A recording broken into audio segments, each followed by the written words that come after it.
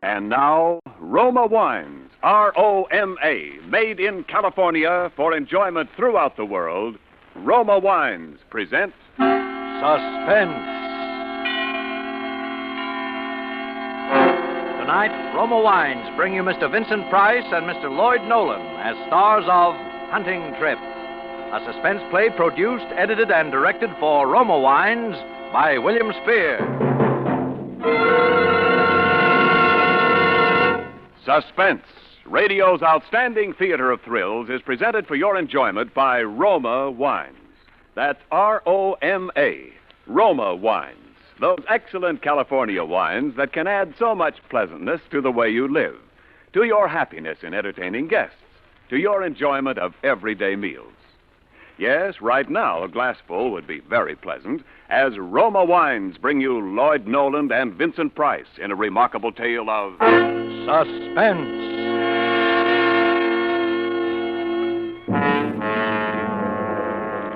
It began with just a little hunting trip for the two of us, Eric and me.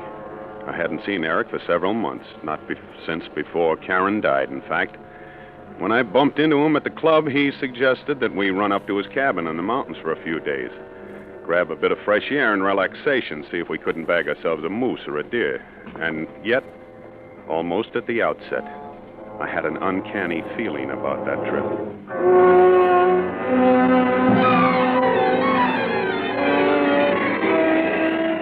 I suppose actually it was the night and the setting. It was the blackest night I'd ever seen. We'd left all humankind behind us. There was no moon. There was only blackness, the kind that seemed to be all-enveloping, as though there was nothing outside our car but blackness. No road, no forest, no mountains. Well, I'd admit I was nervous. I was boring my feet into the floorboard of the car as though somehow that would help. What are you laughing at? You, Stan. You don't look as though you're having a very good time. Well, I'm not. Frankly, shouldn't you be driving a little bit slower? Why? Why? Good heavens, Eric, if you make just one little slip at the wheel, we're done for, that's all. I doubt if they'd ever even find us down in those canyons. Nonsense. I know every crook and turn in this road. Oh, yeah? I don't think you're much of an outdoors man, Well, Stan. maybe not. I love this kind of country in the daytime, but I'll confess I'm not so keen on it at night. I don't like what I can't see. Funny, I'm just the opposite. There's a challenge in the darkness that stimulates my senses. It's exhilarating. It stirs my imagination. Well, sure, I suppose it would. But I'm not equipped to grapple with the mysteries of the universe. Stan, you're much too modest. You always were. You've gotten out of life pretty much what you wanted, haven't you? Well, yes, I suppose so. And then don't always be belittling yourself. It's an effective technique, Stan, but I'm on to you. You're as clever as the next fellow, in your own way.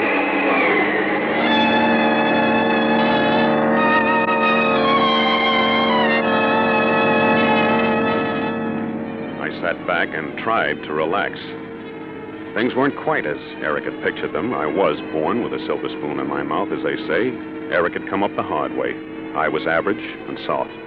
He was brilliant and hard. We'd known each other a long time, going to school together, being in love with the same girl, Karen. When I married her, he was my best man, and yet I didn't pretend to understand him. He was still pretty much of a stranger to me. I glanced over his way. He actually seemed to be enjoying himself. It crossed my mind that he was rather enjoying seeing me in a bit of a lather, too.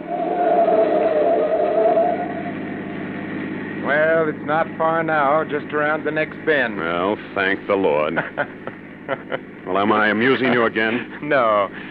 I was just thinking what a perfect spot this would be for a murder. A murder? Honestly, Eric, I believe that's all you think about. It is almost. When I buy a newspaper, I read about murder the way you study the stock quotations. Murder is fascinating to me. I spend most of my time figuring out ways and means to commit murder. Now you're trying to sound like a mental case. Who knows? Perhaps I am. I have a mind. Well, here we are, old man. Yeah. You see, I've delivered you safe and sound, all in one piece.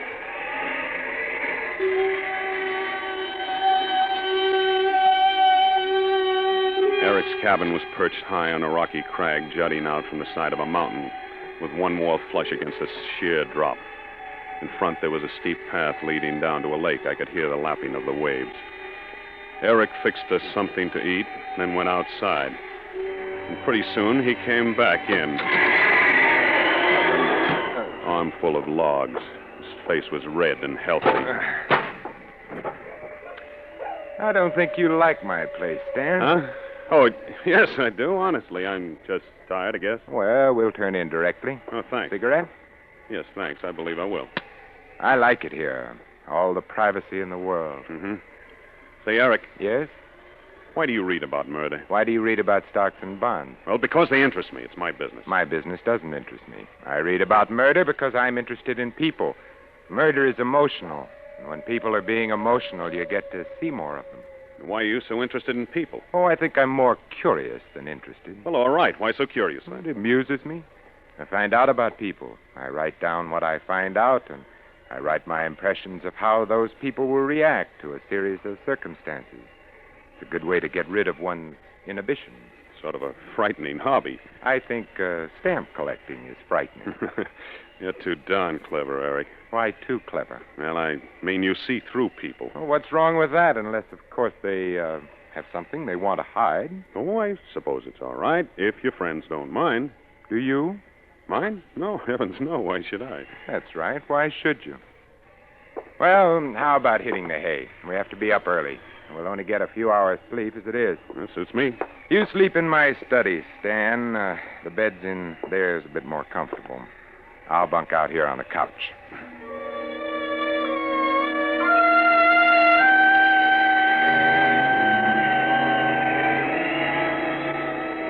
I had undressed and gotten into bed and was reaching over to put out the light on Eric's desk when my eyes fell on a stack of typewritten sheets.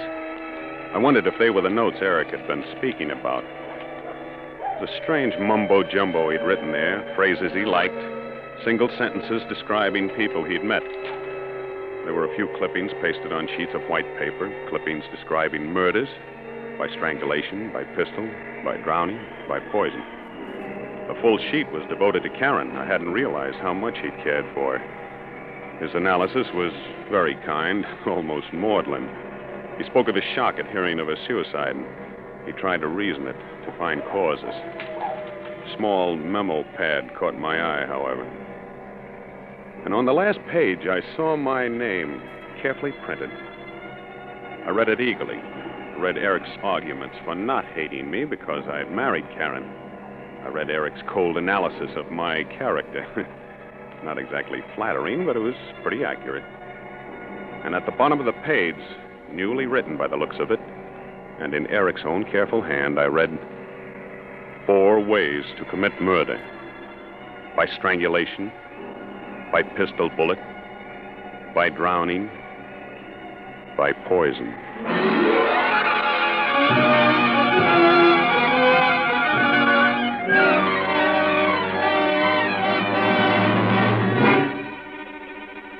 For Suspense, Roma Wines are bringing you Vincent Price and Lloyd Nolan in Hunting Trip by Paul Bernard and Lee Horton. Roma Wines' presentation tonight in radio's outstanding theater of thrills, Suspense.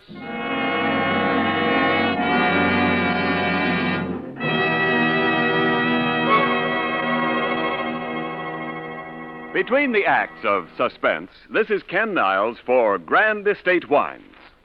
Last night, a friend who entertains frequently told me how much he likes Grand Estate wines, those wines of outstanding excellence presented by Roma, America's greatest vintner. Here's what he said. Recently, Ken, I served Grand Estate wine to some very particular guests, people who really know wine. Their sincere praise for that wonderful fragrance and taste was certainly flattering to me as a host. Grand Estate wines are outstanding. Yes, to bring you this limited bottling of Grand Estate wines, Roma selected only the choicest, juice-laden grapes from California's finest vineyards. Then, at Roma's famed wineries, unmatched in winemaking resources, Grand Estate wines are patiently, skillfully guided to perfection. Necessary time and the age-old skill of Roma master vintners endow each Grand Estate wine with brilliant clarity, full fragrance, and mellow taste. So, whatever the occasion, you're sure to please all tastes with Grand Estate California wines. Medium sherry, ruby port, and golden muscatel for delightful entertaining. Grand Estate Burgundy and Sauterne for gracious dining. Remember the name, Grand Estate Wines by Roma, the crowning achievement of vintner skill. And now, Roma Wines bring back to our Hollywood soundstage Lloyd Nolan as Stan and Vincent Price as Eric in Hunting Trip, a tale well calculated to keep you in suspense.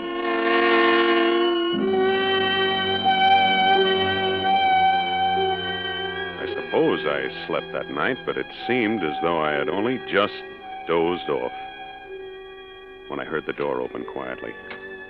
I opened one eye cautiously. It was still gray in the room, so I know I hadn't slept long. I was about to open both eyes to save Eric the trouble of waking me when I thought, he hasn't come to wake me. My mind threw two words at me. By strangulation. Before I had the chance to move, I felt his hands carefully on my throat. Don't! Why, Stan, what's the matter? I thought for a minute that... Yes? I guess I must have been dreaming. Nightmare. You grabbed hold of my hands like you thought I was going to strangle you. Oh, did I? What's the matter? Have you got a guilty conscience? Yeah. Yeah, I guess I have. What did you want, Eric? Time to get up. Oh, already? Yeah, that's right. I've got good news, too. I just spotted a likely-looking buck right across the lake when I went down for water. Oh, good. Well, I'll get breakfast going as soon as you're ready. Yeah, be right with you. Now, there's no rush. Take your time. Nice to have you here. Well, maybe it was the way that he'd said that, as though he'd really meant it. For a minute, I was convinced that I'd let my imagination run away with me.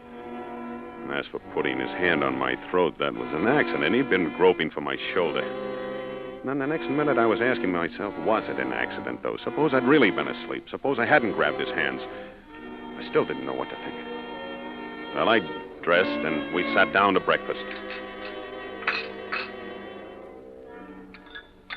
Oh, pass me your cup, will you, Stan? I'll give you some coffee. There you are. Thanks. Sugar coming up. No sugar for me, thanks. Well, Stan, when are you going to confess? What do you mean, confess? Or shall I drag it out of you? What are you driving at? Oh, come now. You're not going to play the adolescent schoolboy with me. I swear, I don't know. I'm referring to the lovely young woman you've been seen dining with and taking to the theater. Oh, you mean Marcia? Is that her name? Yes. Well, go on. Where did you meet her? How? When? Is she wealthy? Is she as beautiful as they say she is? Come on. Let's have the sordid details. No, Eric, you're barking up the wrong tree. Am I? Oh, I'll admit I've taken her out occasionally, but it's nothing like that. Marcia. Do I know her? No, I don't believe you do. Isn't her last name Jenkins? Yes. Oh, of course I know her. That is, I met her. Well, don't you remember? You introduced me to her yourself. Oh, did I? Yes, don't you remember? I ran into you at Silver's. You were buying perfume, and she was helping you select it. For Karen. Remember? Oh, yes. Now that you recall it. More coffee? Yeah, no sugar. Well, when we got to the lake, we bailed out the boat, loaded it, and pushed it out into the fog. It was still half light when we reached the other side, so we sat in the boat and lighted cigarettes, waited for the sun to come up. We'd been sitting there, just smoking, not saying anything, when he suddenly turned to me and said, You say that she'd been ill. Karen. Yes, she'd been ill for some time, Eric. So she killed herself. Yeah. There was an inquest, of course. Well, yes, of course. Why do you ask? Look at that sun. Did you ever see such color?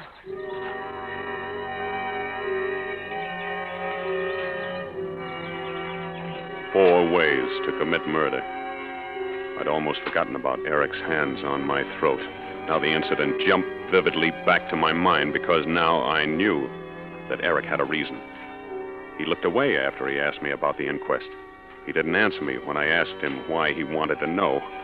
Somewhere in that strange, dark corner of his mind, he was still obsessed by love for Karen, even though she was dead and gone. He thought that she'd still be alive and happy if if she hadn't married me. My legs were weak when he motioned me out of the boat. A deer blew somewhere near us. We stopped. Hey, did you hear that? Yeah. Listen. It's moving west. Yeah.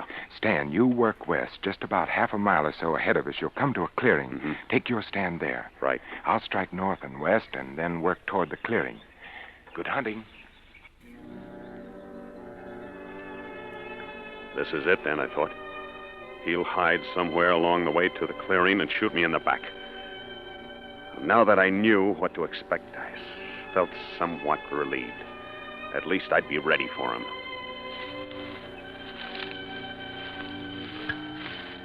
Nothing happened until I'd nearly reached the clearing.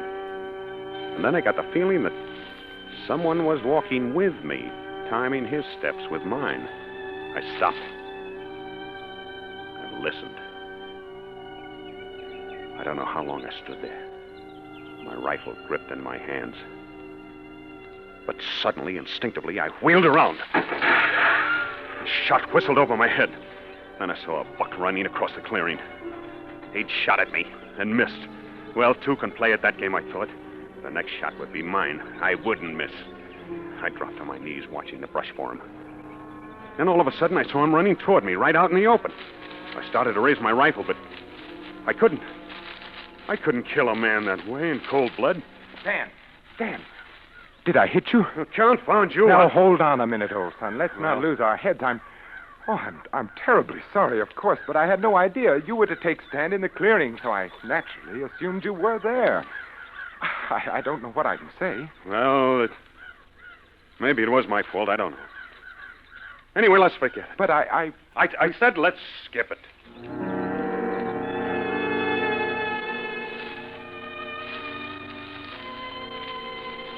I stuck close to Eric after that. I gave no more opportunity for a shooting accident. It was dusk when we headed back toward the cabin. We didn't get our buck, not that I cared, and I'm sure Eric didn't. He was after different game.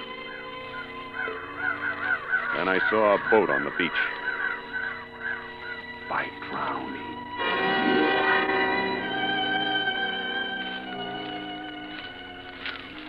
Here we were alone. I couldn't refuse to get in the boat with him. There was no other way of getting back to the cabin. I could feel the perspiration trickling down my ribs. I stumbled in the underbrush. Easy now. Hey, it's too bad we didn't bag that fella. What? That buck. Better luck tomorrow, maybe. Yeah, better luck tomorrow. You seem preoccupied, Stan. Do I? Yes, I have the ghastly feeling that I'm failing you as a host. I don't think you're having a very good time. I think this is a marvelous country, Eric. You've exercised phenomenal restraint, old son. What do you mean?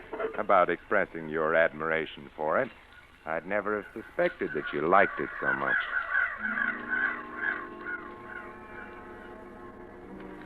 That remark called for some sort of an answer, but I wasn't equal to it. Fortunately, I was spared the necessity. We reached the lake in the boat. Then we tossed our guns into it.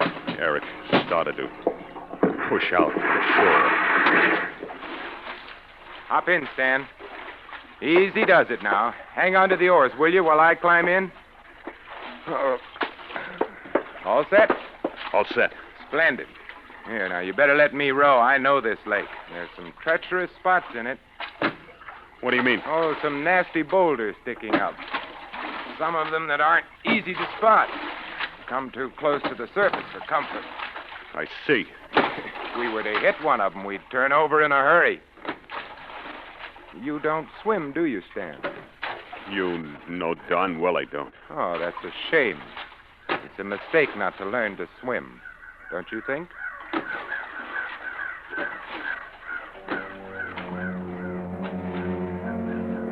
What happened after that was a nightmare. He rode. I sat there, paralyzed.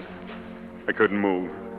I couldn't think. I knew I should do something, but what? I stared at the water till I was blind, looking for rocks. Eric's face was a blur. He just smiled, rode and talked. His voice sounded hollow and unreal. You're shaking, Stan. Is something wrong? This lake's plenty deep. Lots of fish in it, too.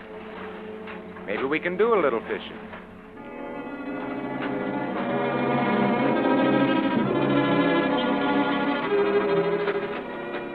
He stopped suddenly. He'd seen something in the water. He turned around, pulled hard on the oars. We'd reached the spot, he knew it. And then... No! Eric, for the love of God!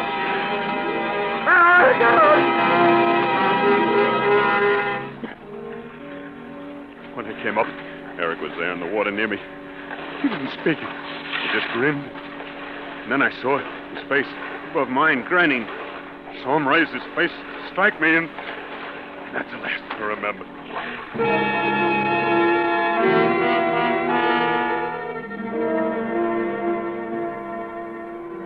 When I came to, I was lying on the beach, and Eric was standing over me, smiling. Well, hello. How are you feeling? Okay, I guess. Say, you're a tough customer to rescue, old son. You put up quite a fight. I'm sorry. I thought that maybe... No, don't try to talk now. You've had a pretty bad time. Take it easy. Well, it was all clear to me then. Eric had saved my life. It had been accidental, the shot, the boat turning over. He didn't want to kill me. A man doesn't save you from drowning when he wants you dead. But it all been my imagination, a nightmare. Oh, the relief that flowed through my body was almost too much for me. Well, there aren't words to express how I felt.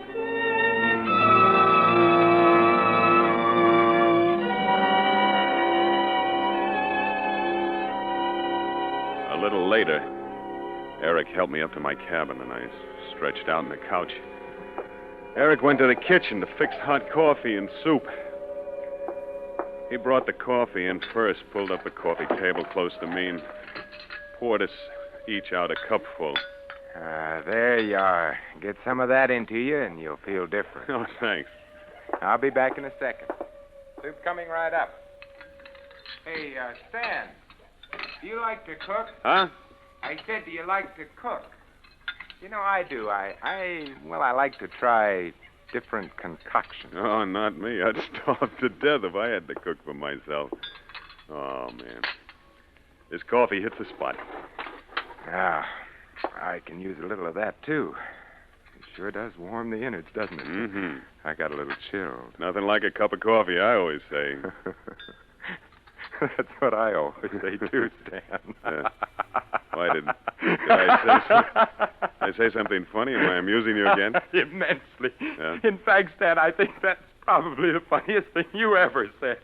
Uh-huh. How did you like it, Stan? 4 ways to commit murder. You read it, of course. Why, yes, I couldn't. Tell you had, just as I intended you to.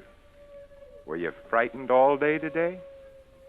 I don't understand. You didn't know, did you, that I came to your engagement party to ask Karen to be my wife? I wasn't aware that you were throwing a party or that she had accepted you. Oh, good Lord. Perhaps you don't remember what I told you that night. You thought I was joking, but I meant every word I said. That I'd make you pay if you failed Karen, if you made her unhappy. Within all these years, you would... Then you did bring me up here to... Murder you? You're so right, Stan. But you pulled me out of the lake. You saved my life. You are a dull-witted clown, aren't you, Stan? Don't you know me better than that? Did you think I'd kill you in the manner of a homicidal moron? Oh, no, Stan. But you did take a shot at me. Oh, yes. That was the second way. The first way was by waking you up by the throat this morning. The boat tipping over was the third way. And now I suppose we've reached the fourth way. Your brilliance positively staggers me. You can't get away with it, Eric. Oh, yes, I can. I have. You see how intently I'm watching you. I'm waiting to see you fall. You're going to die, Stan, just as Karen died. What do you mean? In the coffee stand. That's right. Your coffee's poisoned, just as you poisoned her coffee. Only yours is a slow poison. Poetic justice, don't you think? You poisoned my coffee? Yes, I wore down your guard. I planned it so that by now you would trust me. You would have faith in me. You poisoned my coffee? What have you... I didn't drink my coffee, Eric. I changed cups with you. There was sugar in my cup, Eric. I don't take sugar in my coffee, Eric. So I changed cups with you. I didn't mean to do it, Eric, but... I don't like sugar in my coffee.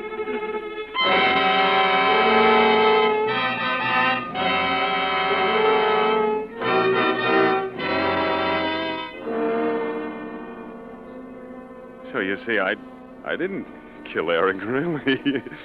He killed himself accidentally, but I wish he had killed me. He had a good reason to, because somehow he knew about Karen, about how I killed Karen by putting poison in her coffee that morning. And I watched her die, the same way that I watched Eric die. I'm tired now. I don't want to talk anymore. You do whatever you want with me.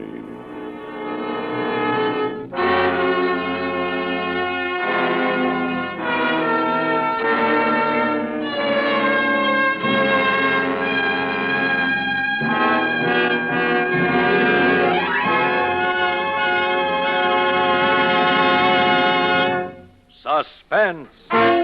Presented by Roma Wines. R-O-M-A, made in California for enjoyment throughout the world. And now, our two distinguished stars, Lloyd Nolan and Vincent Price, are returning for a curtain call with William Spear, our producer-director of Suspense. Mr. Spear is carrying two large gift baskets of Grand Estate California wines. Lloyd and Vincent and Lloyd, just to keep the billing straight. We want you each to have a basket of these Grand Estate wines with our compliments for a thrilling performance. Oh, hey, thank you, Bill. Hey, this is quite a selection. Certainly is. My thanks, too, Bill. Well, there must be a Grand Estate wine for every occasion here. I guess there is, isn't there, Ken? Well, there is indeed, Bill. Even my favorite, Grand Estate Medium Sherry. A truly versatile wine, Grand Estate Medium Sherry is delicious as an aperitif before dinner. Delightful for afternoon or evening parties, too. And, of course, like all Grand Estate wines by Roma, Medium Sherry possesses the brilliant clarity, full fragrance, and mellow taste that distinguish truly great wines. It sounds wonderful. Well, yes, Mr. Nolan, and you can be sure that any Grand Estate wine you serve represents the ultimate in wine goodness, the crowning achievement of vintner skill. That's why Grand Estate wines, presented by Roma, the greatest name in wine, are the choice of discriminating wine users everywhere. Well put, Ken. Vincent, what's new and startling over on the 20th Century Fox lot? Well, they're pretty excited about Darryl Zanuck's film version of Mom's The Razor's Edge, which has just finished up shooting. And I guess the picture that they like best among the current releases is Claudia and David. You're on loan out just now, away from the home lot, aren't you, Vincent? That's right, Bill. And Lloyd is, too. Yes, sir, I will be in a couple of weeks. Right now, I'm just loafing, grabbed a little fishing, took a hunting trip up north. You wouldn't want to go on a hunting trip with me, would you, Lloyd? No, thanks. I had plenty of that tonight on Suspense. Bill, who's on the show next Thursday? It's Dane Clark in a suspense play about a gunsel, a professional murderer who doesn't know he has any emotions until he finds himself falling in love with the wife of a man he's killed. Sounds wonderful. Hey, we'll be listening, eh, Lloyd? Oh, yeah, sure thing. Swell. Well, then, if you two will relieve me of these baskets of Grand Estate wines before my arms give way and there's a loud crash. Thanks again, Bill. Well, good night. Good night. Next Thursday, same time, listen to Dane Clark on Suspense. Presented by Roma Wine Company of Fresno, California.